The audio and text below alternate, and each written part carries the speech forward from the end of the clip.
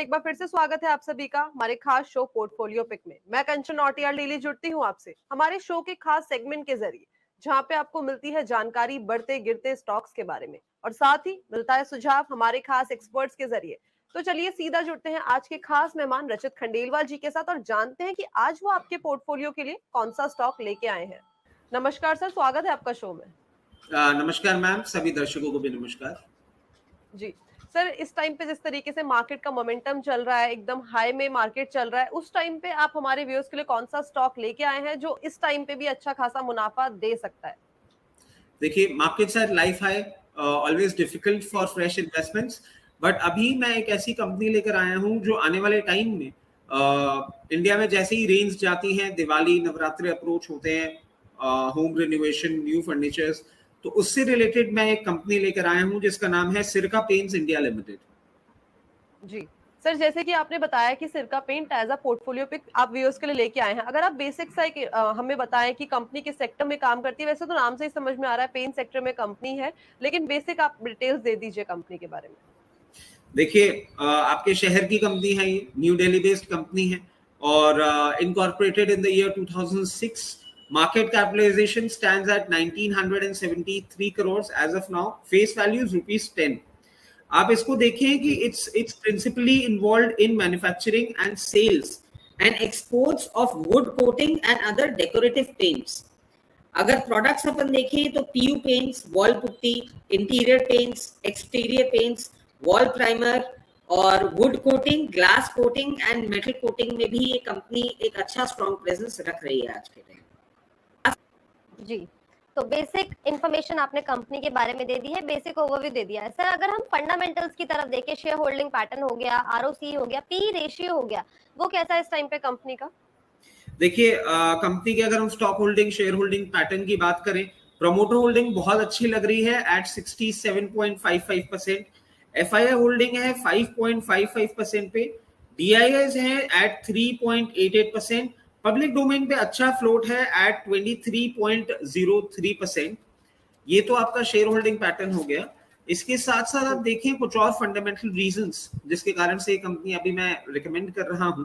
It has a good revenue growth of 19.86% for past 3 years. It has also decreased the debt by 13.20%. Interest coverage ratio मुझे बहुत ही अच्छा लगा इस company का at 386.71 और जो एवरेज ऑपरेटिंग मार्जिन्स हैं वो भी 21.40% पे है फॉर पास्ट 5 years। और जो पीईजी रेशियो है जो कंपनी के लिए एक बहुत इंपॉर्टेंट पार्ट हो जाता है, वो भी बिलो 1 है at 0.64 और हेल्दी लिक्विडिटी पोजीशन है, करंट रेशियो है at 4.59। तो ये कुछ फंडामेंटल रीजंस हैं जिनके कारण से अभी ये कंपनी मैं आपके और दर्शकों के लिए लेकर आया हूँ।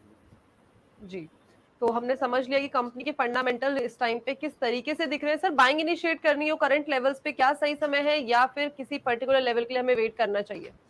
नहीं, आई बिलीव ये बिल्कुल सही समय है यहाँ पे इस कंपनी में बाय करने के लिए।